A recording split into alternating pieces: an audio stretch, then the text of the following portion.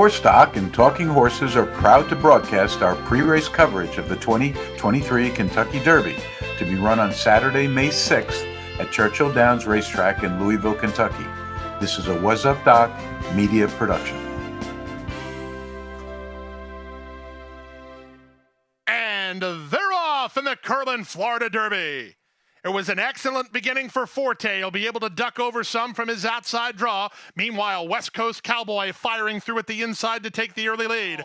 And it's a length and a half to Il Maricolo, Irad Ortiz Jr. and Forte. They're toward the back of the field while three wide. Shaq Diesel is next, then Nautical Star. And Mage is last of all as they complete the opening quarter in 23-2. Third, Forte's locked in as Mage begins to roll from the back. They race past the quarter-mile pole in the Florida Derby, and Mage got the jump on Forte as he goes to get Fort Bragg. Cyclone Mischief is fighting hard. He's still right there. Less than a quarter of a mile to come, and Cyclone Mischief, he's up for a fight and tries to turn away Mage. Forte better hurry up. Final 16th of a mile. Forte starts to gather in the top horses. Here comes Forte. This is going to be very close, but the champion prevails. Forte wins over Mage. Mage was second. We listened to trainer Todd Pletcher and co-owner Vincent Viola comment at the press conference after Forte's spectacular win in this year's Florida Derby. To me, what was the most impressive part was the last 100 yards. I mean, he came by me at the 8th pole and he looked beaten, and then he would have told me at that point that he's going to win by a lead, of a zero correct tie. So that he think do that. So pretty impressive performance.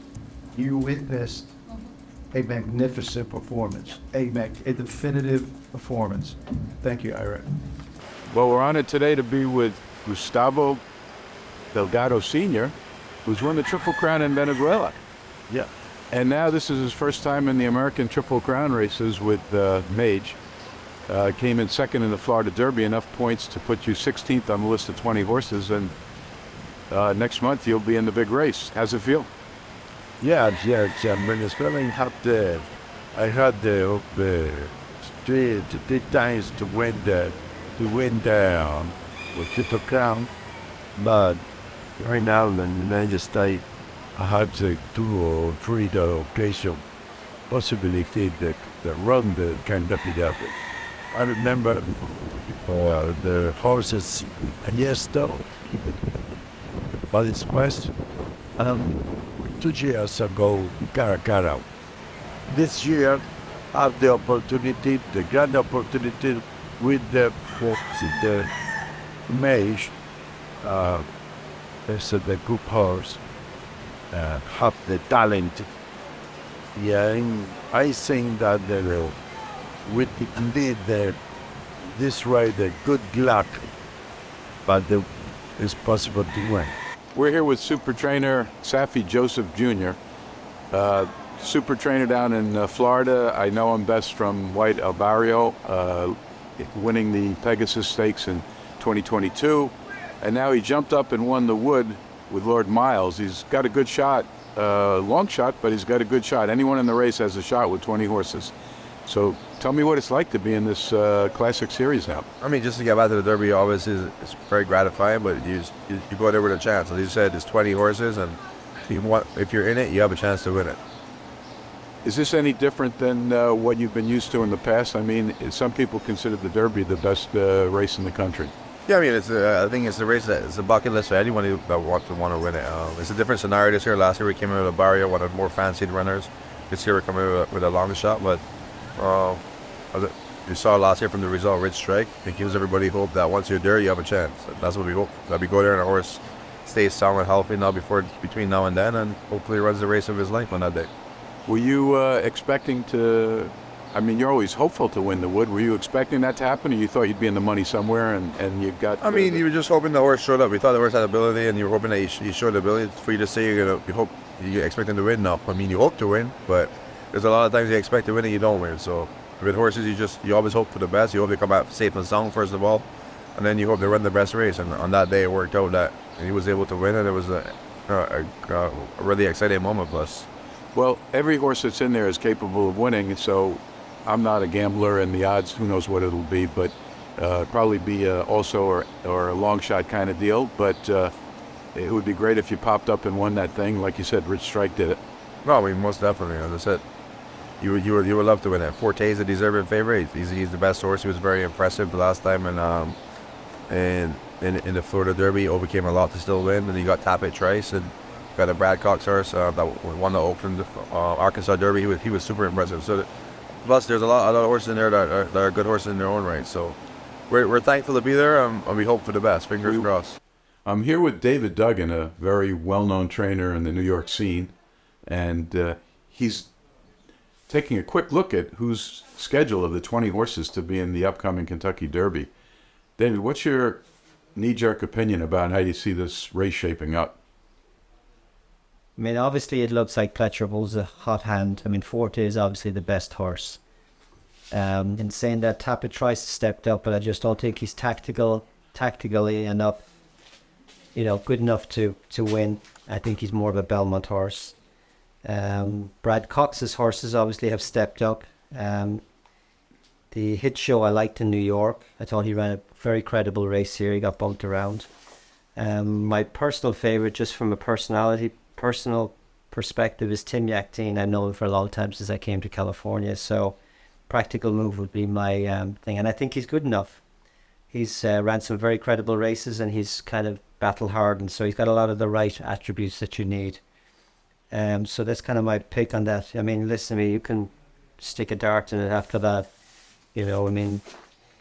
What do you think of that horse that won in Dubai, the Japanese horse? I mean, the Japanese have got so strong over the last couple of years, you have to give them respect. There's no two ways about it. But statistically, it's not a good race to win and come to the Derby with. Maybe it's going to get better this year, who knows. But if I'm a gambling man, I would be betting against it.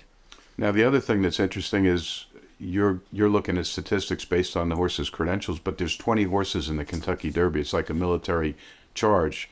What if Forte lands a very outside post, or one of the other favorites lands an outside post? That detracts to some degree their ability, doesn't it, to prevail, unless they're a super horse. Yeah, I mean, their case scenarios you can never predict. I mean, listen to me, you could, like anything, you play the hand you're dealt. If you get 4 aces and you're getting a good draw, that's fantastic. But I think he's overcome a lot of different things. I think he's just the best horse. I think he'll handle a mile and a quarter. So in essence, I think he's got an ace in the hold. And as I said, there's many things can happen when they come out of that gate. But to me, if I had 40, I'd be pretty effing confident. So, but in saying that, as we know from last year, anything can happen.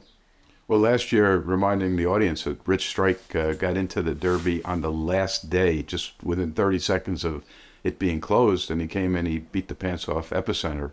Mm-hmm. I mean, not theoretically, but he just surpassed everyone. No one expected him. I think he was like 15-1 or something. A lot more. Or more than that, 50-1. Yeah. You can also get struck by lightning. I mean, that doesn't happen. So you have to go on what you know here. I mean, no one would have picked Rick Strike unless you had some sort of personal drawn to him. But I mean, I went back after the race and looked at him, and I would never have picked him even post-race. So, but it's that's why it's an interesting race to gamble on. But I mean, I go on gut feeling 90% of the time. The mile and a quarter obviously eliminates some of these horses because they can't go that far. It'll be the only time they'll ever do it. But my kind of gut feeling says Forte, but I'm rooting for Practical Move. We're at Belmont Park with superb trainer Jimmy Jerkens. I want to congratulate him first off. A brand new opportunity going to Saudi Arabia, working for Prince Faisal with a string of nice horses, and moving up in the world in the international market. It's wide open for sure. I mean, as far as Todd's horses go, Forte certainly is the most accomplished, but I don't know. I'm kind of a little leery of violence. The violence horses, sometimes they reach a peak, and I'm not sure they're strong enough to. I just think he might have reached his peak and might not still be there. I don't know. I could be wrong, but violence horses as a whole tend to get good, and then they seem to. Doesn't seem like they're very good campaigners, but he's obviously a little different than most violences. But I still like Todd's. I like the big gray horse. He's got a lot of. He's used to having a lot of dirt in his face. He's used to a lot of crowding. He's a grinder, and I think I like it as far as Todd's horses. I like him the best. And you can never, Brad Cox is such a great conditioner. You could never leave any of his out. And last year or 2 years when Mandaloon ran, his race before the Derby wasn't good, but he's very good at getting horses to run their best at the when the big money's down. So you can't throw any of his out. And the Japanese, their horses are running so well. You can't throw him out either. So that's the best. That's what I can see looking at the list here. That's who I like. I think I like to tap it twice to win. Saez he knows him really well, and he doesn't panic. He doesn't panic when he drops far out of it. He rides him out of the gate, which is okay, and the horse doesn't seem to resent it. So they're a really good match, and he's my pick for the Derby. We're here with my favorite jockey and perhaps one of the best-known jockeys in the history of the sport, Angel Cordero Jr. He's ridden in this race more times than anyone can imagine. I think his first race was in 1968, but he's won it 3 times, and he won it with Cannonade in 1974, with Bold Forbes in 76, and Spend a Buck in 85. Also, as jockey's agent, he helped Johnny Velasquez get 2 wins with Animal Kingdom and with Always Dreaming. So, Angel, first of all, welcome, and thank you for giving us a little insight. What's it like to be a jockey in this big race? You spoke to me once before and said it's nerve-wracking, especially if you're a new jockey. Well, that's a dream for every jockey or everybody that is involved with the races, to be in the Derby. When you're getting close to the race, you get nervous. You don't want to get hurt. You don't want to get dates. And you're hoping that you make it. And now when you make it, you're trying to win it. And that's the toughest part, to win it. But it's the most anticipated event that you could have. Now, unlike most other races, rarely do you get into a race with 20 horses in that race, in that field. And there's a little bit of luck involved with what positioning you have, and I'm sure that affects your strategy between you as a jockey and what the trainer tells you about the horse. So it isn't necessarily that the best horse for that day wins. Sometimes it's a matter of breaks during the race. Well, when I went on Cannonade in 74, it was 23 horses. That was the biggest field I ever run. And it is very concerned about how you're going to get through on so many horses. Then they cut it to 20. And it's just the matter of luck, doctor. You have to have luck going with you. You have to have the horse. You have to have the trip. Not always the best horse win the Derby. The luckiest one. I'm here at Gary Siaka's barn with the assistant trainer, Paulie Barone. Been in the game long time, probably 40 years. And he's been to Kentucky several times, started first as a hot walker with David Whiteley, and then progressed to be a groom for Leroy Jolly, now an assistant trainer, Gary Siaka. But 86 and 87, he went to Kentucky with horses entered in the Kentucky Derby, and he's got just a quick, interesting little story about going to Kentucky with 2 superstar horses. He thought either one of them could win, and what the results were. Yes, I ran 2 horses in the 87 Derby, Leo Castelli and Gulch. Gulch had won the Wood Memorial here in New York, and Leo Castelli got beat a nose in the Bluegrass in Kentucky. So I was going to the Derby with 2 solid shots, and I thought I was going to win the race. We went off like 7-2, and a 20-horse field. Gulch was the closer, which I thought was going to be the better of the 2. And he closed, but he got in a lot of traffic. He ended up finishing 7th. And Leo ended up running 6th. Turning for home, Leo got up to be 3rd. And here I says, I'm going to win this race. But I didn't win it. But it was a great experience. We're here with Hall of Fame jockey George Velasquez, true legend in the who's who of racing. Raced many times in the Kentucky Derby, too many to count. But the one that he won was on Pleasant Colony, which that horse he rode for Johnny Campbell, went on to win the Preakness. I feel special about that because I started walking hots at Belmont Park in my early days for Johnny Campbell. Anyway, George, you're an authority on at least being in that race. There's a lot of people never make it to that race, trainers especially, and some jockeys. What's the excitement of that day? Is there a lot of nerves that day? Is it that unique to you being a rider over any other big race? Well, you know how it is. It's Kentucky Derby is the biggest race with the biggest prestige in this country. It used to be in it.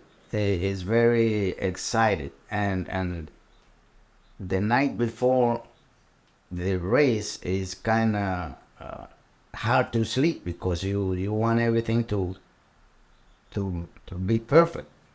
You want to break good. You don't want to get you have to get position. You don't want to get stopped. And you got to make the right move. And it's so exciting that that's what it makes a Kentucky Derby. It's one of your career highlights as well as for the trainer, the owner, etc. But the best horse doesn't always win because you got 20 horses coming out. They all get different positions based on lottery and the luck of the draw and how the horse comes out of the gate, etc. So you can think you have the favorite horse and it doesn't always work out. Is that correct? That's correct. See, it's always a big field in the Kentucky Derby. You need to break good, like I said before. You need to keep your horse in contention of the race and clear to not to get stopped. And you got to make the right move. It's a race that not every horse that looks good on paper is going to win. It's a hard race to win. Okay, let's just talk quickly about Pletcher, who's coming in with 3 horses, 3 really good horses. His number 1 horse on paper, as you say, is Forte, who won the Breeders' Cup Mile last year, then won the Eclipse Award, and he won the Florida Derby just running. He was behind a wall of horses. It didn't look like he had a shot and came up. And in the last eighth of a mile, even Pletcher and Rapoli said they thought they lost the race, and he just flew through and won. What do you think his chances are, and what do you think, are there any other horses that we should be looking at that stand out as a particular upset? Well, I believe the Top Pressure, he's got a good chance to win the Derby again, because Forte is a good horse. So the Tapit Trace. And as King's Barn is his other one.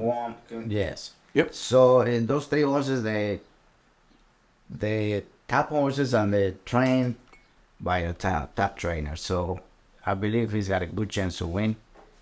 But at the same token, there's another horses in the race that they've been improving and going into the race in good shape, which is horse for Billy Mack. The other horse for Safi Joseph. Safi Joseph. He won the Wood. Yeah, that is a nice horse also. So there's going to be a real good race because it's I would say 5-6 horses with a good chance to win. We're here with extraordinary trainer Carlos Martin, multi-generational success. Pancho Martin was his grandfather and Jose his father, both very well-established trainers. We're here to get his opinion, who he thinks might have the best shot of winning the Kentucky Derby. Dr. Barroso, thank you for having me. It's going to hopefully be a great race, great addition to the Derby. Of course, center stage is Todd Pletcher. He's got 2 very well-thought-of horses, probably the favorite of the race, Forte, the Florida Derby winner, and he's got a Tapit horse, Tapit Trice, that keeps improving drastically. His last couple of races, he seems like he's really found a niche, and he seems like one of the true mile-and-quarter horses in the race. So Pletcher is going to be tough. He's got a dynamic duo, and he's got another horse that's undefeated, the Louisiana Derby winner. Forte will go off as the favorite. Great horse, 1.25 miles, even though he doesn't seem like he has distance limitations. His Sire of Violence was a brilliant horse by Medaglia d'Oro. There's always a little bit of an extra eighth of a mile that gets horses a little bit to do that litmus test. That's so hard to do that extra eighth of a mile. Doesn't seem like a big deal, but 1.25 miles is a demanding distance for these 3-year-olds early. He's a great horse. He'll be the favorite, but I do think he's beatable. Like I said, I'm a big Tapit Trice guy. I really like what I've seen. He seems like a horse that's just now really coming into form and he's peaking at the right time. And he's a little bit of a grinder. He needs a little bit of luck to get around that big field, but I think he's a very dangerous horse. And the other horse of the race that is a really true gritty competitor is Practical Move. I'm not so sure how strong the California races are, but he's son of Practical Joke again. The distance is always in the back of everybody's mind, but I like what I've seen from him. He seems like he can put himself in a position where the deep closers often are at a disadvantage, even though last year we had a deep closer win the Derby. You like to have some kind of tactical speed where you're not too far out of it. So I think in the first flight, 4th, 5th, 6th, 7th place, if you can stay close and punch, you have a big advantage over the deep closers in this year's Kentucky Derby. I'm here with Doug O'Neill, one of the great trainers of our time. He's been in the Derby multiple times, and since 2007, he's had several entries. Luckily, he's won this, not only been in it, but won it twice, once with Nyquist in 2016 and once in 2012 with I'll Have Another, who went on also to win the Preakness subsequent to that. And in 2021 recently, he had Hot Rod Charlie, who came in a close third. But Doug, just for the public, what's it like to even get into a race like this?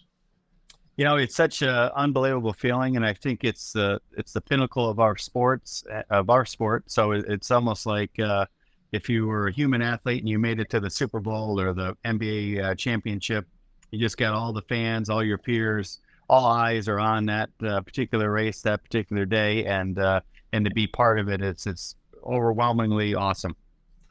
Well, you're such a colorful character. I wish you were in it because I'd like to be able to interview you going into it this year. But there's always a new year, and Woody Stevens stayed young by thinking there was always another year to get into all these things. Do you have any opinion? We have this horse Forte coming in very strong. His record most closely resembles your record with Nyquist, Breeders' Cup Juvenile, then winning the Florida Derby, then into the Kentucky Derby. But could Forte do it? And I know the answer is going to be he could. But do you see him as winning amongst this crowd? Because I've done several interviews, and not always the best horse wins, especially with a field of 20 horses. Yeah, I'm not going to go on a limb here. I'm going to say Forte is the obvious favorite, and just seeing a few of his races at the time they were running, and I thought, well, there's no way he's going to win from there.